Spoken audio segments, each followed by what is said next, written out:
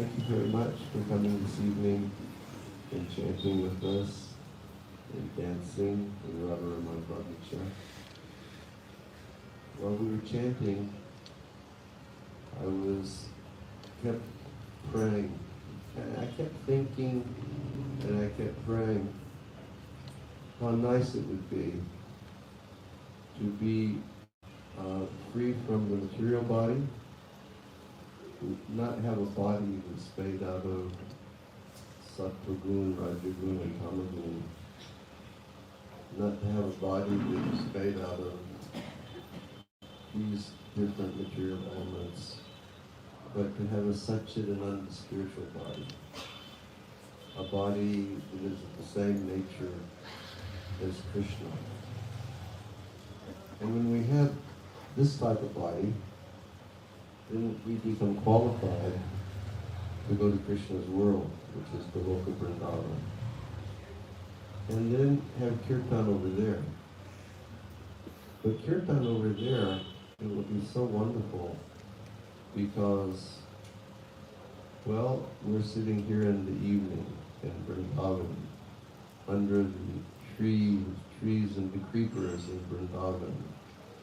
And there we will be under the trees and the creepers in Vrindavan, but we will see Radha and Krishna, and they will be seated on a beautiful throne in front of us. It's just perhaps made from flowers, or perhaps made from all valuable jewels and gems.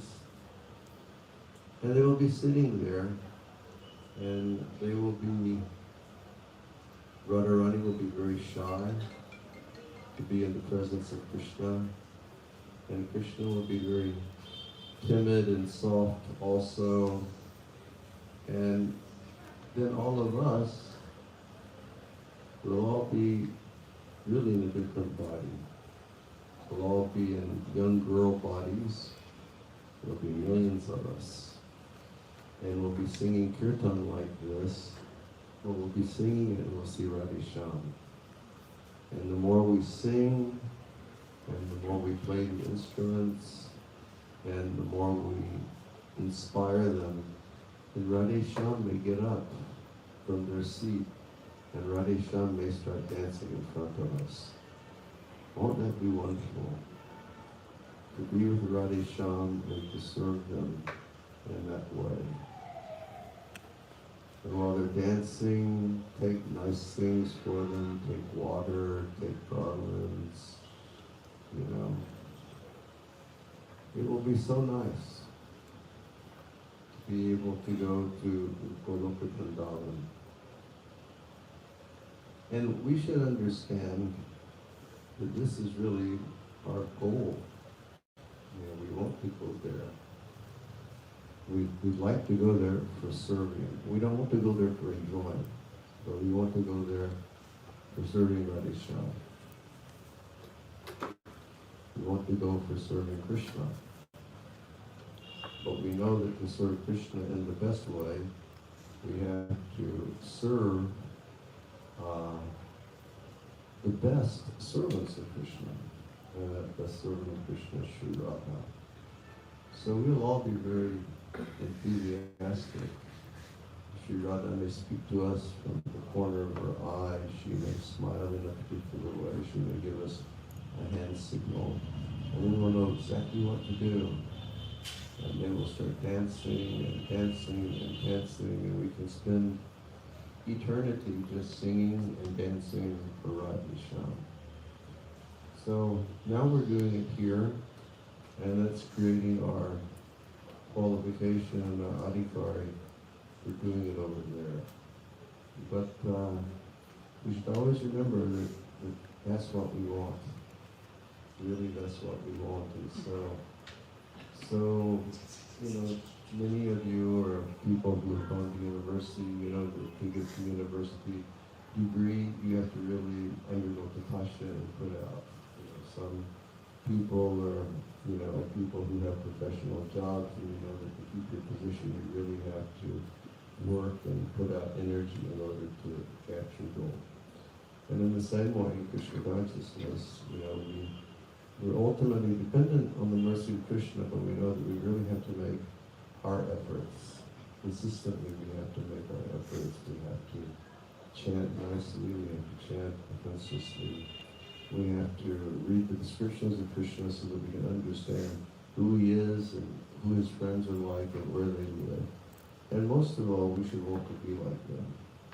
We should really I want to be like that. I want to be like that. I always tell devotees about one of my close friends who used to live here in Vrindavan, who passed away many years ago. His name was Dadu. And Dadu was a great devotee. He was a wonderful devotee.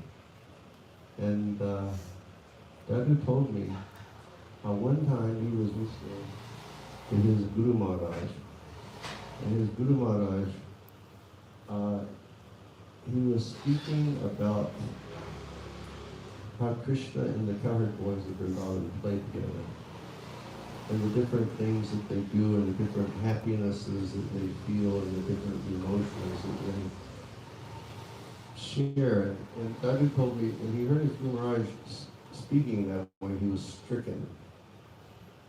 It's sort of like he became infected by some type of poison or some virus, and Dadu said, I want to serve Krishna that way.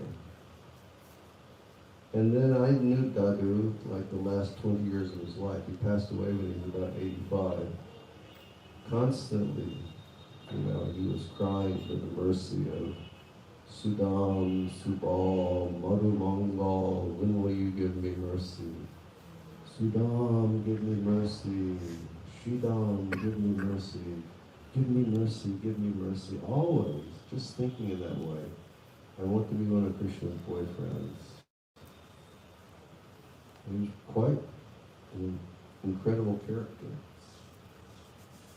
Just really practical, everything he did, and he was an old man, but he did 8 hours of accounting service at the temple every day, full morning program every day, class every day, steady as a rock, but always thinking, oh, Sudam, Subal, Madhuvanga, please give mercy on me, please give mercy on me. So we should think that way. We should read about Krishna, and we should read about Krishna's friends, and we should see how they play and how they serve. And then we can see one of those, blessed servants of Krishna, and we should say, please let me serve like you. Please let me serve like you. Or Rupa Goswami says that the goal of Krishna consciousness is to hear and chant nicely about Krishna 24 hours a day. And then when you do that, then you become perfect. And then in your perfect state, you follow in the footsteps of the residents of Vrindavan. So let's go there. Let's change our bodies by the grace of Krishna and go there. And have kirtan like this, millions of us, for the pleasure of Radha Shyam. Okay, thank you all very much. Everybody come and take some prasadam. Hare Krishna.